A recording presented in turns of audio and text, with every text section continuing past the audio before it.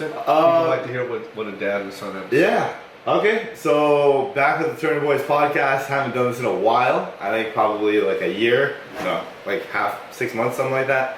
But yeah. So right now we're gonna dive into a few things that my dad and I have been talking about over the past few weeks. One of them, which is social media dating apps. So including Tinder, Bumble, Hinge, all the above.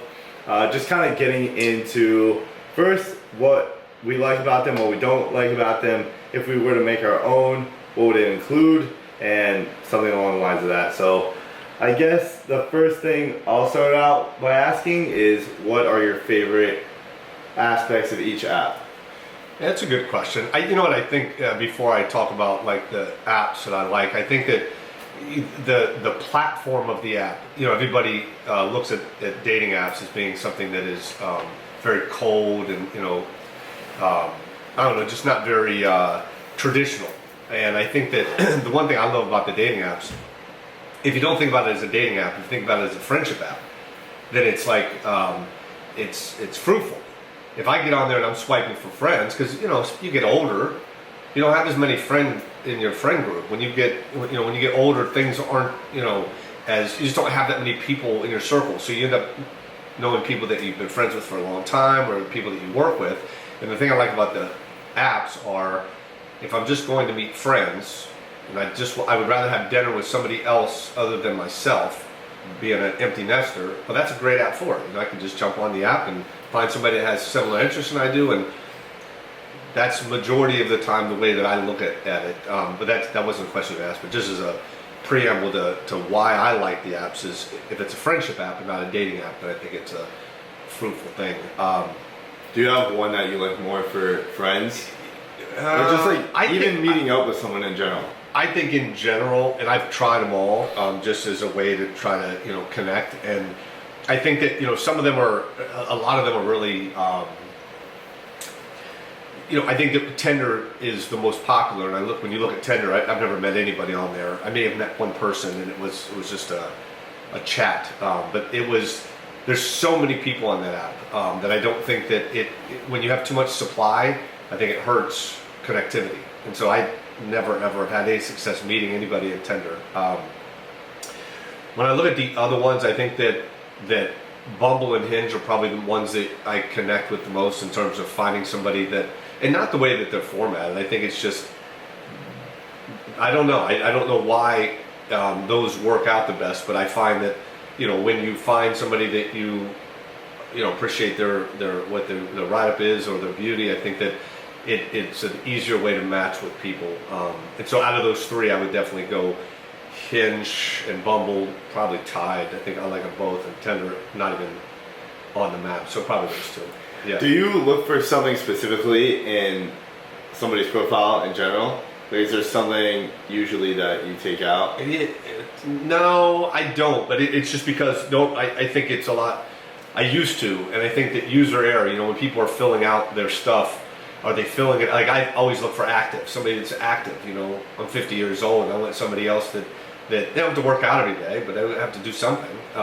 And the people that will put sometimes or almost never typically aren't going to be a good match for me, because they're not, you know, looking for, as I put in my profile, mental and physical fitness. You know, and so, but I used to just put, you have to be active, and then I found that a lot of people were active and just filling it out improper, or not filling it out at all. So I rarely will put any filters in. So I'm curious, because I've never personally been on a Bumble date or a Tinder date. Yeah. Like, do you think it's different in any which way? Because me and my communications teacher were talking about it, how a lot of the times you go somewhere to a bar, club, wherever, and you're trying to initially find out if someone likes you. You're trying to find out if, like, someone's about even doing stuff with you. And then with Tinder and all that, you skip that step. So you're initially at the step of, okay, we already know that we like each other physically, so then it's at the mental aspect of things. So do you think it's any different going on a date initially for like a Tinder date compared to someone you just meet at like a bar or like I think it's actually better to go on a date with somebody from those apps, and the reason is because there's a filtering process. you know, the first filter is you're swiping because you find them physically attractive, or you find them mentally engaging in terms of what they write about themselves. And so you get through that part. So if you both are matching at that level, most of the time it then will lead into texting to find out if there's some common interest, a phone call to see if there's, you know, a connection there. And not all the time phone calls, but then, you know, meeting for the first time after you've already kind of filtered and scrubbed against, you know, what it is that you're looking for. I think it helps. And I think that when you're meeting somebody in a very traditional sense, your defenses are up. You're having, you know, we have social anxiety. We have, you know, fear of being liked. And if I'm trying to, I don't know, talk to somebody and pick them up, is it going to be received right? And why is this guy trying to pick me? You know, I'm like, there's just a lot of, there's no filter there. I'm just jumping in cold, and I don't know if this person, you know, and that speaks against what most people have done all their lives at my age. But it's just like, I just think that the filtering process helps you narrow down somebody that you can actually have some good success with. I think that, like, after you telling me, like, you've learned a lot of things on going on these dates, I think it'd be good for everyone to know specifically what you learned and going on dates as you've, like, gone through the process. First, how was your first date, and to now, how are your dates? It's a good question. The beginning of the process, you know, I had been with your mother for 11 years, and I had been with, you know, Christy for 8 or 9, and so we had the last 20 years I never dated. And so when I first got into it, I just assumed that I would pick up where I left off, and I'd meet somebody and I'd be with them for another 10 years. You know, I didn't realize the difference that went along with these apps. And so the first person I met, I was like, this is it. She's cute. I like her. I'm going to marry her. You know, I'm dead into it. Like, and it's not the way that it went. So the first month, it was just a learning process. Like, oh man, this is a different platform. And then, you know, you hear the naysayers talk about dating apps, and it's like, oh, this is not for me. I would never do that, and it's this or that. And so I started to buy into some of that stuff, to think how difficult it is, until I changed perspective. So the very first date, yes, I was more engaged and more into it, thinking that it was going to be something special. But the other problem, so I talked about the positive of these dating apps, but the negative with them is, if one thing bothers you about them, you know, you meet them like, ooh, you got that pimple on your face, girl. Like, no, I'm not, I ain't for that. You know, you have to pop that pimple. But like, if there's one small thing wrong with them, I think that the problem comes, there's a supply. I just go jump right back in. I got, you know, 10 other likes on there, you know, and so it's like, that was another issue, is it's like, there's so much supply in that field that it's like, it's difficult for most people, don't hang in long enough. And I think that, so that's some of the negatives of it. But you said that you like the supply, like you like how much supply there is, because you have the ability to do whatever you want, you know, like it's that same aspect. So I'm curious at what point it's too much and it's too little, you know, like for Hinge, for me, like what I've seen, it's too little, like there's not enough people on it. And like for Tinder, there's too many. So is Bumble the best one? Like, it's a real good point, and yes is the answer to that question. I think that, and it's I think just Hinge is newer. Yeah. You know, Hinge is newer, and Bumble's been around a little while, and Bumble's platform is the lady chooses. So it's, you know, they chose a different way of doing it, which is good. But yeah, I think so. I think it's just how big is the community, and you want to find one that's big enough and not too big. I think Tinder's too big, and I think Hinge is not big enough. Although I've had success on Hinge, meeting people. Yeah. Do you think Bumble kind of empowers the women to like take initiative? Because oftentimes people talk about how like men go in and they start talking to a girl, when now it's flipped around. So, you know, like I wonder if there's something in there that kind of develops in a woman's mind that says like, hey, I can go up to any dude and talk to him and pick him up, instead of it being vice versa, you know, like. Yeah, that's interesting. You're saying, so is it being that it's non-traditional way where the woman is picking up the man on versus most the man? Tinder profiles, it's like, I won't respond unless you text me first. So then it's like, at what point is it the girl's turn, you know? So, but Bumble only allows you to have the woman speak first. Yeah. So I wonder at what point in that switch does it. I don't know, but I will tell you this. I don't know the answer to that question. Yeah. But what I will say is that me and you were talking yesterday about you teaching your buddies how to pick up girls Yeah. in a traditional sense, like going out to a bar or wherever you go and pick up a girl. And I think that the one thing that this also has taught me, like we talked on one of these other podcasts. You're like, Pops, how do you pick this guy, girl up? Like, I don't pick up. I don't know how. I have zero skills. Why? I don't have any reps. If you give me reps at something, I can be good at it. That goes for anything in life. But if you don't give me reps, I'm not going to be very good. And so picking up girls in the last 20 years, I had zero, and I didn't have to use that. And so the dating apps, what it allowed me to do is it allowed me to learn how to engage with people of the opposite sex. Yeah. And so because I learned that skill in that way, I now don't have a fear of talking to somebody in a traditional sense, where I would have had a fear of that before because I had no reps doing it, Yeah. And so I speak to that just because your question was about, do you think that the woman feels more empowered to not just sit back and say, well, I'm going to sit, if we're going to go bar on a traditional sense, I'm going to sit here and wait for this guy to come talk to me. Yeah, exactly. I think that if they're on the apps and they're used to like reaching out in that fashion, I'm sure in a traditional sense, a lot of that carries over, and they're going to learn skill sets and say, I'm not going to wait around. Yeah. If I think this is the right guy for me, I'm going to go talk to this guy. So I think yes. If you had to take like the best aspects of each app to build your own, what would it be? That's a good question. If I had to build my own app based on what I know, what would it be?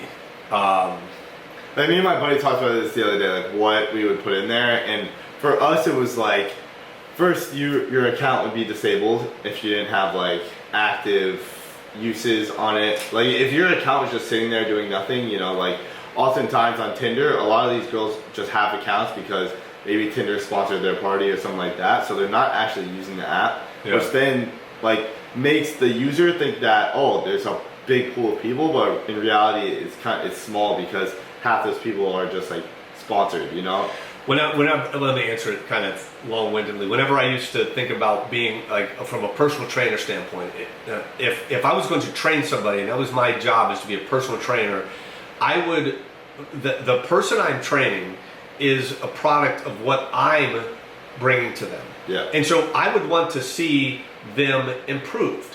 I'd want to, because and if they weren't eating as I said for them to eat, at least somewhat, and if they weren't working out the way that I wanted them to, well then they're putting out a bad product for me.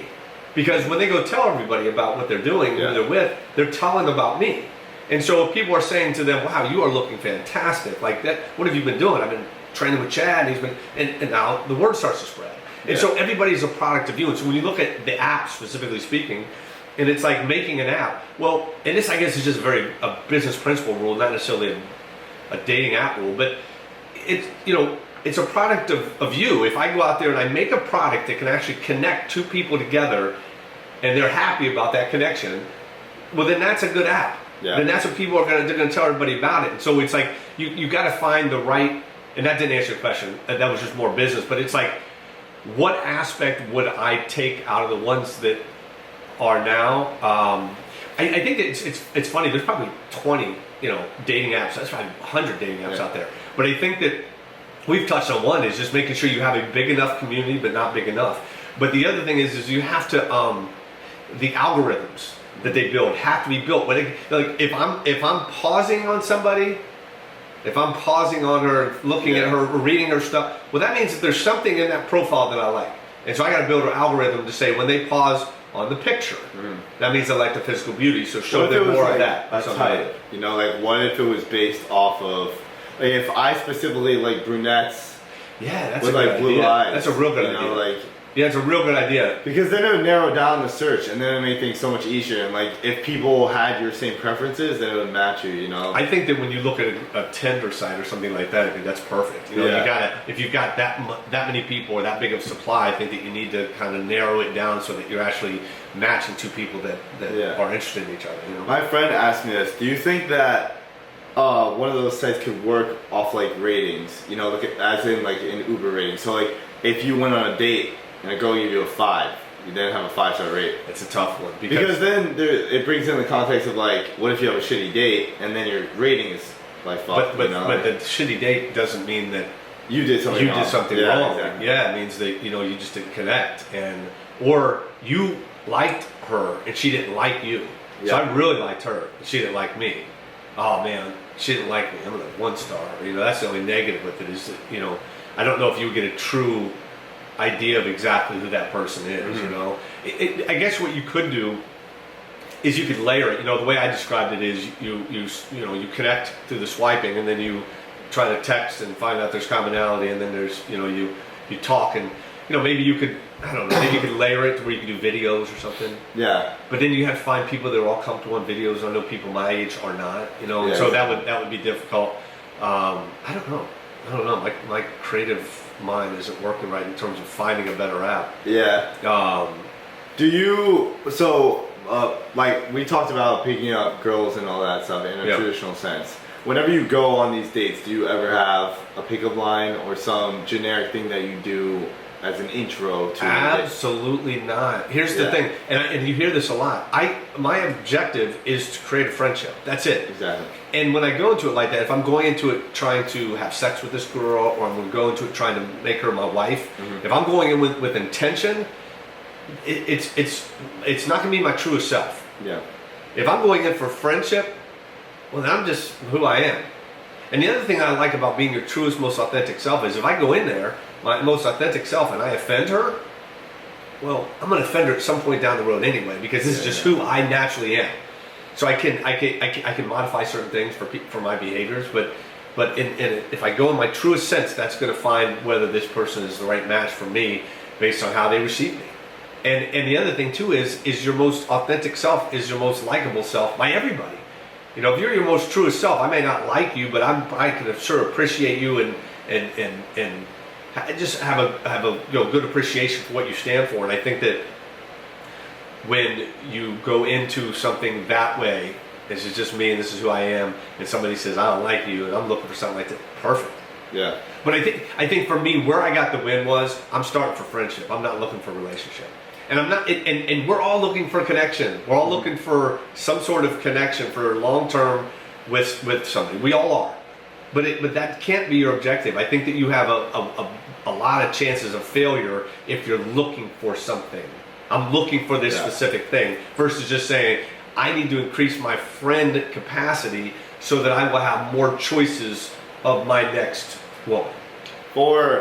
For people who are going on the first date and have a bunch of anxiety, like they got all their emotions running up, what would you recommend is kind of like a settle down for them? Something to note going into any one of these. I think that everybody, well, specifically a Tinder or Bumble date. But I think that everybody going into these things is just as nervous. And I think the one thing that everybody should understand is when you're going to that date and you're nervous, well, so are they. When you don't know what to say, neither do they. So nobody knows what to do or what to say, and it's going to be awkward. But it's just like the same thing I say in a lot of this stuff is like, you just got to get your reps in. Maybe you have to go on 5 of these dates before you understand the concept of it, and you understand what your role is and how you want to be perceived and what your delivery is. Maybe it takes a little bit of time. Maybe it took me a ton of time. Yeah, I can't. That was a year plus ago, so I don't know. But in terms of what, I think you just go in and you just realize that they're as nervous as you are, and you just try to put yourself in a position of this is just my friend. This is my future friend. Yeah. But they just looked at me like they don't like me. So what? I know they're not feeling me. So what? That's good. The other thing I always say is the objective is I'm trying to get rid of as many people as I can out of this pool of potential girls, right? Mm-hmm. I'm trying to get rid of as many as I can. And so if I can scratch more up, because the one that says, this guy's weird, this guy's crazy, he's a little, this and that, but I like him, well, that's your girl right there. So the one that's still left, that's your girl. And so be your authentic self. And if everybody runs, not everybody's going to run. Not everybody's going to run. You may have to go through 100 dates, and there's going to be one that's going to say, holy shit, you are perfect for me, with all your weirdness. And I think that you just have to be you, just like you would with your buddies, just like you would with people that you're very comfortable with. Gotcha. So for the last question to kind of wrap things up, do you think that any of these apps or going on all these dates have helped you in sort of like a business sense or other platforms outside of just going on dates? Yeah, really good question, and absolutely, because we're all deficient communicators. That's it. That's the key to success in life is to figure out how to communicate with people better. You have less anxiety, less depression. Yes, And I'm saying like, what does this app teach me? It teaches me that it's through, 100 dates, and they're not dates, friendship dates, but 100 plus of these dates. What have I realized? How to communicate with people better. How to communicate with people better. I used to I don't want to tell the story on this platform, but I used to like, when I would see a pretty girl, it was probably, just deep rooted when I was a young kid, but I would see a pretty girl, I would shut down. I would not speak to her. Now when I say that, I'm not saying when I was 13, I'm saying when I was like 45. Okay. I would shut down like, oh shit, like, what's wrong with you? You were all talking shit. Like, no, there's that girl over there and she's really pretty. And so I didn't know how to interact with a pretty girl. Until I started dating pretty girls and started realizing they're the same as me and there's nothing to be afraid of, and obviously the deficiency was created because I didn't have enough interaction with other women besides my wife, ex-wife, or girlfriend. So, but yeah, I think that the objective is just to get your reps in and enjoy the company of others and not overthink the process of what you're in and realize that 5, 10, 20 into this thing, it's going to be a lot better. And to answer your question long-windedly, yes. I think that if I am developing a way of communicating that is better with a woman on this date, then I'm going to be a better communicator with other people that are in similar situations where I'm in a business meeting and I've got to try to impact somebody. Well, I'm being my most natural self in this business meeting. And this guy understands this on the other side of the table. And he's feeling what I'm delivering because I'm being authentic. And I think that that's where we win. That's where we win. So if you're being authentic and your communication, you're getting a lot of reps of communication. Specifically speaking, we can do this for another podcast, but specifically speaking, conflict communication. If you can master conflict communication comes about 20 to 30 times a day, because conflict doesn't mean that you're in a fight, it just means that you're a little tense at whatever it is. You're in the elevator and you're tense and somebody says, how you doing? That's a conflict. Yeah. That's a conflict. And so when you this is a conflict rep. I'm sitting across from somebody I don't even know and I've got to learn to talk to her. So the more you can get reps at that, the better off your life is going to be, which is what this whole thing is all about, is how do I create the best life for myself. This world is about me, and then everybody around me, when I create the best life for me, will benefit from that because I'm less anxious, less depressed, and I'm learning to communicate the right way. So yes, I'm with it. Okay. Yes. Cool. So we are always trying to improve on this. As you can see, got mics properly, got cameras, so now we're actually able to visually interact with the audience. And yeah, like I said, we're always trying to improve. So you guys can feel free to leave a comment and let us know what you want to see. In addition, feel free to follow us on any social media platforms. So I'm on YouTube, Instagram, Snapchat, TikTok. TikTok is my new favorite, and I'm trying to get him on it. But yeah, if you want to follow me, it's GT Baby with 3 Ys. And yeah, the last thing I'm going to say is, if you are on TikTok and you are trying to get big, I encourage you, if you live in South Florida, to hit me up, because what we're trying to do is start sort of like our own little thing where LA has their sort of like hub and they have like a TikTok house, but in South Florida or Miami, Fort Lauderdale, we're trying to make like a TikTok community.